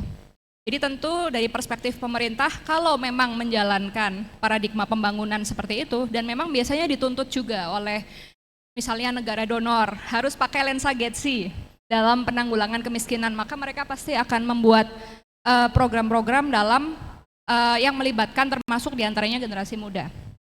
Nah, sekarang gimana dari perspektif generasi mudanya? Kita ingin tadi melakukan aksi nyata, ingin menciptakan dampak positif di tengah masyarakat, tapi butuh pembiayaan gitu ya. Mungkin saya ada bias-bias pribadi, feel free di approach dengan kritis ya, gitu. Tapi kata kuncinya gini, ini perlu mengusahakan pembiayaan kreatif. Jadi kata kuncinya adalah pembiayaan kreatif, gitu. Pembiayaan kreatif artinya mengupayakan berbagai cara yang sifatnya menciptakan inovasi, solusi untuk menyelesaikan diantaranya masalah jahat yang ada di tengah masyarakat. Terserah kalibernya mau nasional, mau global, mau lokal, mau di desa gitu. Kalau kita punya solusi-solusi kreatif yang betul-betul bisa menyelesaikan masalah jahat di tengah masyarakat, itu bisa kita mintakan pembiayaan entah ke pemerintah, ke bisnis, ke masyarakat sipil, ke donor, dan yang lain. Nah, mungkin pesan saya biar teman-teman nggak terlalu pesimis juga ke depan. Ada paradigma yang perlu kita perbaiki sebenarnya terkait pendanaan pemerintah, khususnya di Indonesia. Pemerintah kita itu kan sebenarnya nggak kaya ya, gitu. nggak punya uang banyak gitu. Prioritas pembangunannya yang harus dibangun banyak, budgetnya sedikit. Jadi secara teknis sebenarnya kita tidak bisa mengandalkan pembiayaan dari pemerintah gitu. Dalam kebijakan publik, sebenarnya pemerintah bersama bisnis, bersama masyarakat sipil dan semua stakeholder itu kerja bareng mengisi ruang masing-masing untuk mengatasi masalah-masalah publik gitu. Jadi kekuatan utamanya pemerintah ya bukan ngasih kita duit gitu. Sebenarnya yang peluang paling besar justru dari dunia bisnis untuk menghasilkan uang. Makanya tadi yang Pak Taufik lakukan, menurut saya tanda kutip ya, itu adalah standar tertinggi untuk mencari pembiayaan, yaitu mencari pembiayaan secara independen dengan solusi-solusi kreatif, dengan solusi-solusi bisnis. Itu yang oleh Profesor Michael Porter di Harvard Business School, itu juga inspirasi saya bangun GNA salah satunya, yaitu nama konsepnya adalah creating shared value. Bagaimana kamu bikin profit dan di saat yang sama mengatasi masalah-masalah sosial dan lingkungan yang ada di tengah masyarakat. Jadi enak kan? Berdampak positif, dapat duit. Nah, itu salah satu pembiayaan yang paling kreatif. Jualan gitu, itu entrepreneurship. Terserah mau didesain jadi model bisnis perusahaan milik pribadi gitu, jadi profitnya ke kita, atau mau dibuat misalnya social entrepreneurship gitu. Sebenarnya kita non-profit, tapi non-profit nyari duit dari donor, susah gitu, mungkin prioritas donor udah geser nih ke Afrika, Indonesia udah dianggap negara menengah ke atas secara pendapatan, jadi susah nyari duit. Selain itu kita bersaing dengan banyak sekali lembaga kan gitu untuk nyari uang. Oke, jadinya kita jualan deh, jualan solusi, tapi karena ini social entrepreneurship, profitnya dibalikin lagi ke program. Jadi itu kembali ke preferensi masing-masing, tapi intinya entah itu mau nyari uang dari pemerintah atau dari non pemerintah ya, kita harus bisa membangun kemampuan, kapasitas untuk mengenerate pembiayaan kreatif. Dan kabar baiknya sebenarnya nggak kita doang juga yang harus nyari pembiayaan kreatif. UNDP misalnya lagi mau bikin inisiatif gede, yang ada di kepalanya sekarang ya gimana caranya kita generate pembiayaan kreatif ya. Pemerintah juga sama, butuh duit nih, gimana caranya kita secara kreatif generate pembiayaan. Jadi intinya kreativitas, itu yang harus kita bangun terus. Terima kasih, mudah-mudahan membantu ya. Baik, terima kasih. Ya, itu ya Mbak Gisela untuk jawaban sudut pandang dari Ibu Marlis. Baik, teman-teman sebenarnya masih pengen diskusi lanjut, tapi ternyata waktunya sudah habis. Apalagi nanti kita akan lanjut untuk sesi presentasi. Jadi mohon maaf, hanya 2 penanya saja. Selanjutnya sebelum saya tutup, mungkin saya mau minta Ibu Marlis dan Pak Taufik memberikan 2 kalimat terakhir, mungkin ajakan atau mungkin apa yang bisa disampaikan ke adik-adik sebagai pesan seperti itu. Monggo, 2 kalimat aja. Ya, silakan. Pak Taufik dulu boleh. Ya, oke. Itu 2 kalimat ya. Dari kami itu yaitu no improve, no movement. Wow, Ya, no improve, no movement. Jadi kita harus selalu improvisasi, selalu bergerak, selalu mengikuti dinamis dalam mengatasi suatu masalah. Improve, no movement ya. Oke, baik. Tepuk tangan dong buat Bapak Taufik. Luar biasa singkat tapi bermakna sekali ya. No improve, no movement. Oke. Ibu Marlis, silakan Ibu. Ya, emang harus 2 kalimat. Yang jelas kita semua sekarang hidup di era disrupsi semuanya ya. Dan kita menavigasi itu, kita sama-sama nggak tahu juga hari depan. Jadi sangat penting bagi kita untuk rendah hati dan terus belajar. Jangan pernah merasa puas dengan apa yang udah kita tahu. Lalu coba kita implementasikan. Kalau bisa jangan hanya bertahan, tapi juga untuk berkembang, biar hidup ini semarak dan berdampak sosial yang tinggi buat teman-teman. Terima kasih. Baik, terima kasih. Tepuk tangan untuk Ibu Marlis. Baik, peserta seminar yang berbahagia, sebagai kaum muda pastinya kita bertanggung jawab ya atas bumi yang kita pijak. Mungkin bisa dimulai aksi nyata, memberikan pendidikan yang lebih kepada lingkungan kita, dan juga nanti kita bisa mulai dari hal kecil di lingkungan kita juga. Baik, saya Anis Purnaning Tias pamit, mohon maaf atas segala kekurangan. Nanti akan dilanjutkan dengan sesi foto bersama ya. Baik, terima kasih. Wassalamualaikum warahmatullahi wabarakatuh. Terima kasih. Waalaikumsalam warahmatullahi wabarakatuh. Kita beri tepuk tangan yang meriah untuk moderator dan juga narasumber kita yang sangat luar biasa. Kami mohon kata hormat Ibu Anis dan juga kedua narasumber untuk bisa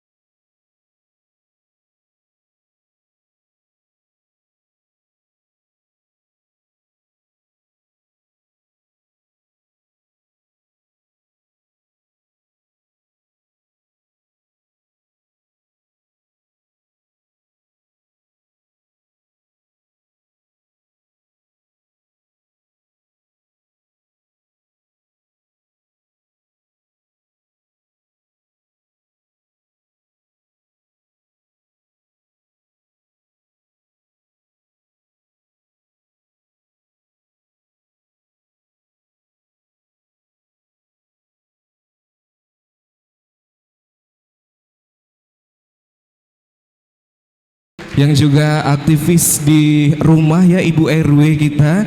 Terima kasih, ini juga aktif sekali untuk peduli dengan lingkungan sekitar dengan memilah-milah sampah yang ada di lingkungannya tentunya. Untuk selanjutnya kami persilakan untuk bisa berfoto bersama. Kami undang kembali untuk Primary Koordinator Eco Green Project. Kami ajak foto bersama Pak Adi. Kami ajak untuk Ibu Johanna, kami persilakan. Kemudian juga Koordinator Eco Green Unwas, Bapak Lutfi, kami persilakan untuk bisa berfoto bersama. Baik, Bapak Lutfi dan juga Ibu Dr. Johanna, moderator dan juga narasumber, dan juga seluruh anggota konsorsium, kami persilahkan untuk bisa berfoto bersama. Silakan.